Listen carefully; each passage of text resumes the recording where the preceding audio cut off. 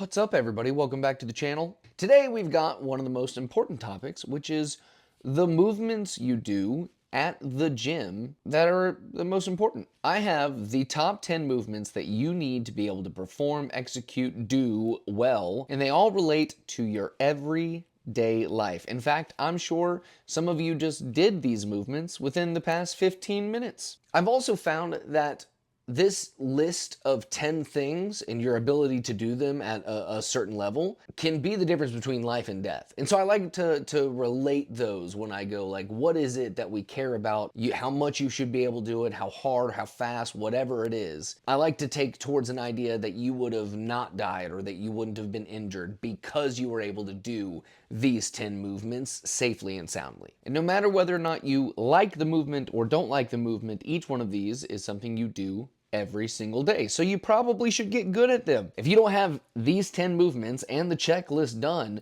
everything in your workout program should be focused on getting it there. GPP, General Physical Preparedness. That's what this is. This is my list of things that you need to be able to do to consider yourself generally physically prepared. And the first and most important one is probably not what you thought it was immediately, your knee-jerk reaction. The first movement, the most important thing that you can do in your workouts is sit-ups. Now I'm using that loosely because the whole point of it is that I want your core to be ridiculously strong and the ability to contract your abdominal muscles in any way, shape, or form. So not just necessarily sit-ups, but like your obliques and all the different fun things you can think of to do with your abs to make them stronger. The whole point is I want your core strong. That's number one. And if it were up to me, for me to test somebody and say, yes, you're in a good spot, I would say that I would want somewhere between 15 and 20 unbroken GHD sit-ups. If you don't know what a GHD sit-up, don't worry, it's right here on the screen now. But this is the fullest extension point that you really can make your core go. And then of course the full contraction. If you can do 20 GHD sit-ups unbroken, I think you're in a good spot, chances are. And the reason is because the core is going to be used out in every single movement you ever do, ever. And so the most important thing that you can do if you wanted to even get up out of the hospital bed or wake up tomorrow and go get coffee, you're gonna need to be able to do a sit-up. So that's number one. The next three movements, these are the movements that I find to be, and a lot of the world finds to be, the most functional. They move the largest load, the longest distance, and quickly. These are the movements to be able to do life and to have a good looking body. These are the movements that specifically usually use weightlifting components. An external load from the body, something that you have to move through space and time. And that's gonna be your squat, your deadlift, and your overhead press. It is literally the same thing as sitting down and standing up, picking something up off the ground, or putting something up on a high shelf. Those are literally the same thing. I just can't stress how literally it literally is. I'm sure, I'm so certain that you, within the past 15 minutes, have either sat down and stood up, picked something up off the ground, or put something over your head. You would find it insane how many times you sat down and stood up today, but didn't even think about it and didn't consider it to be a gym move. Or pick something up off the ground. Now you're gonna be thinking about it. Now the next time you go pick something up off the ground, you're gonna be like, I'm doing a deadlift, I'm just doing it with horrid form. You're not even good at those movements yet, and you're worried about Bulgarian split squats to grow your butt? Like, why? What if every time you dropped your pin on the ground, you made sure you did a deadlift? Don't you think you'd eventually stop thinking about the fact that you did a deadlift? You'd just be picking something up off the ground. And then an overhead press. How many of you put something on the top shelf of your closet? Overhead press. What about when you were throwing your baby up and down in the air? Overhead press. What about when you were pushing weight up over your head? Overhead press. If you do not have these three movements in perfection, and I'm saying that in the sense of nobody's ever perfect, so you should be chasing perfection headlong forever with these three movements. But these three movements, if you don't have them so solidly in your bag, that's what you should be focused on. Whoever's programming for you, whether it's your best bud, a personal trainer, or me. Also hit that subscribe button because I just thought of it, and now's a good time to say it. And here's the checklist of what you should be able to do with each of these movements. You should be able to front squat your body weight.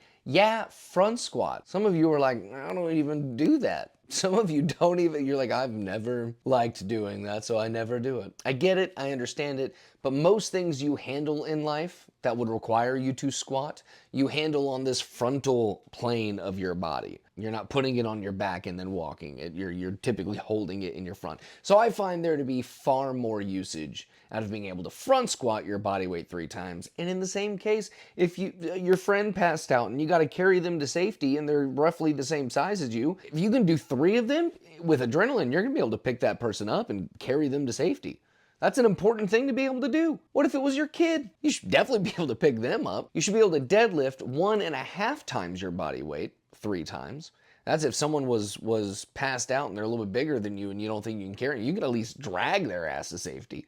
It puts a whole different perspective on the gym when you really think of the gym as like the cavemen fighting a mammoth. That's how they got their fitness each day, was survival. This is your mammoth. The gym is your mammoth. Fight it and get stronger because of it. But on the same note, overhead press, I would say that you should be able to strict press half of your body weight 3 times. My thought would be is that if you had a child and there was something dangerous below, by the time that they're about half your body weight, they're probably going to be able to fend for themselves a good bit. So anything below half your body weight, you should at least be able to pick up and put overhead to get out of danger from whatever it is below. So you should be able to do half of your body weight 3 times with overhead press. Now the next 4 movements, these are all body weight movements. These don't deal with external load. Not that they can't have external load, but in the relation of saying that these are the important ones for life, it's just your body weight. And we are talking about your push-up, your pull-up, your dip, and your lunge. Push-up, fairly simple reason why you need to be able to do that. Get up off the ground. You fell on the ground. You got to get up. First thing that's going to start happening is pushing your body up. And remember, when I say push-up, I mean chest to the ground, lock your elbows at the top. None of this half rep crap or anything like that. If you're doing a push-up, full range of motion or 0. Like sometimes I really don't get why people defend. They're like, no, it's good enough. And I'm like, that's not what I'm asking for. I'm not asking. Life doesn't care about good enough when it comes to life or death situations. I don't want good enough. I want not dead or maimed or injured or whatever. You get my point. This stuff matters. But yes, push up. You should be able to do them. And I would say that you should be able to do 15 to 20 unbroken. As long as you've got the other 9 movements and you're busting out 15, 20 push-ups, I'm not worried about you keeping up with the group whenever we're getting chased by zombies. Pull up, I feel like that one's kind of obvious. Don't fall off the ledge. You're working on the roof and fixing a leak, and then you start falling and you're holding on to the ledge. You're going to be able to get yourself up over that ledge if you can do 5 strict pull-ups. I think 5 is just a good one to really put the pin in there to be like, yes, you could have gotten over that ledge. Dip. Lowering yourself to anything. And similarly with the pull-up, I would say I would want somewhere around 5 to 10 dips. I don't care if you're lowering yourself into your bathtub, or you might be lowering yourself off of that ledge of that thing that you climbed that you use your pull-up to get up because maybe you got to get back down. I don't know. But you know you have to do it. So just do it! And then of course, lunge. And when I say lunge, I mean in any and all directions. Don't get stuck into one specific, like moving forward or moving back, reverse lunges, walking lunge. Don't get stuck into any of them. I'd like you to be able to do 10 on each leg unbroken. This is about moving your body through space. To all of these, all of the gymnastic movements is about being good at moving your body through space and time safely, efficiently, and looking good while doing it. Now the last 2 movements are more towards your monostructural work. We're talking about your cardiovascular system, keeping your heart pumping and your lungs going for long distances or long time duration. And these 2 are not only very, very helpful for life itself. You don't think about how often you have to do this until you start losing the ability to do it. And that is a burpee and running. A burpee is that you get your whole body touching the floor, meaning that you're not holding yourself up off the floor at all. If I asked you to lift your hands, your body wouldn't move closer to the ground. Yeah, that's whole body on the ground. And then get up and jump and clap over your head at the top. That's the only way I've ever seen a burpee and been like, yeah, that's a full burpee. A lot of people like adding the push-up in there, but if you're a person who's like, no, you gotta have a push-up to call it a burpee, shut up. We all get it. You can do push-ups. Also, burpee is one of my favorite movements ever. I think it's super taxing. I think they suck, but they're super efficient and helpful for the adaptations typically that you'd want. It's versatile. You can have a bunch of different things that go with the burpee. I got my mind blown when I realized that if everybody could do 20 burpees unbroken, that we'd have a lot less need for that Life Alert. Remember Life Alert? Maybe I'm getting too old now because I don't see them that often. Now they got phones and stuff. But it used to be a necklace that older people would wear in case that they fall and they needed help. And the commercial was, help, I've fallen and I can't get up. At home? Help, I've fallen and I can't get up. But you can tell that you are on a path to not living too much longer if you can't get up off the ground should you have fallen. It is one of the most important, like, I don't care how much you hate them, get really good at them. Get so good at them that you don't hate them anymore. Burpees are one of the most important, amazing, full body movements you'll ever find. Do them. Love burpees. Love wings. Love wings. Living under a rock, don't know wings. I love wings! And then, of course, running. And as much as I really dig the idea of long distance and that being very good for your heart, not enough of you are sprinting.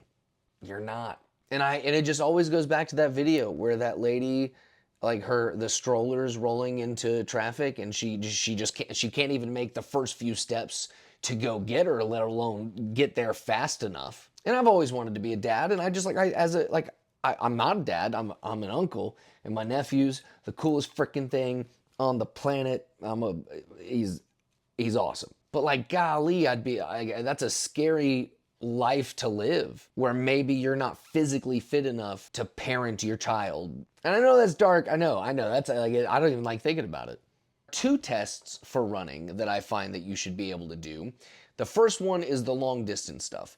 Typically, people can walk a mile in under 20 minutes. That's like an average person just walking a mile with a good pace, 20 minutes. On the treadmill, it's 3 miles an hour. You should be able to walk a mile with 3 miles an hour and never have to lower the speed. That's if you're just walking. That's normal. If you can't double your speed for half the time, we got to figure out your heart. That's a 10-minute mile. That's 6 miles an hour, 10-minute mile. If you can't run a mile in under 10 minutes, that's the thing that I want to work on probably first, to be honest. And then short distance sprint, my thought would be a 2-minute quarter mile. That creates an 8-minute mile total, but the idea is you're sprinting it. I would expect that you should be able to keep that up if it was all I asked you to do. I would hope that you could get it in under 2 minutes.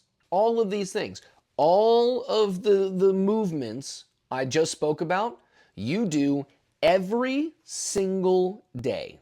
But this is bare minimum. It wasn't easy, but I did the bare minimum. This is if I was like, cool, now go off and care about how big your biceps are or what your butt looks like or whatever the kids are caring about nowadays. But I guarantee you, if you don't have all of these things, and I do literally mean all of them, all of the different check boxes that we talked about, if you don't have those, doing those is going to get you better looking, better feeling, and better performing than anything else you can start focusing on. Oh, well, I don't really like that my biceps aren't blank. I don't care. Get your 5 pull-ups first, then start talking to me about how big your biceps are. You can't run a mile in under 10 minutes? I don't care what any of your muscles look like. There's no other version of this where you get to just start doing it without learning the movements. But those are it. Those are the 10 movements that you need to be able to do. And with my programming, we get you there. That is the first thing that we get anybody to, is being well-rounded and fit in all categories. So you got all that info, write them down, commit it to memory, rewatch the video, please, as many times as you like. All I ask, that subscribe button, just hit it. Just hit it for fun. See what it feels like. It might make you feel amazing. But on a real note, the subscribe helps, but also more importantly, if you need training, if you're curious about training, if you're just like, I have a few questions I'd like to ask, contact me. Go to the Instagram, direct message me, whatever you got to do, find a way. I love this stuff. It's so fun talking about it. I could go on forever, hence the videos. But I don't want you to just think I'm advertising a program or personal training, something you have to pay for. If you just have a question, like I'm happy to answer it. Plus, the more questions I answer for you, eventually you'll be like, I'll pay you for it. But go work out. Go, lift weights, work out hard. Thanks for coming all the way to the end of the video. That's right. You did it. Good job. Thank you. See ya.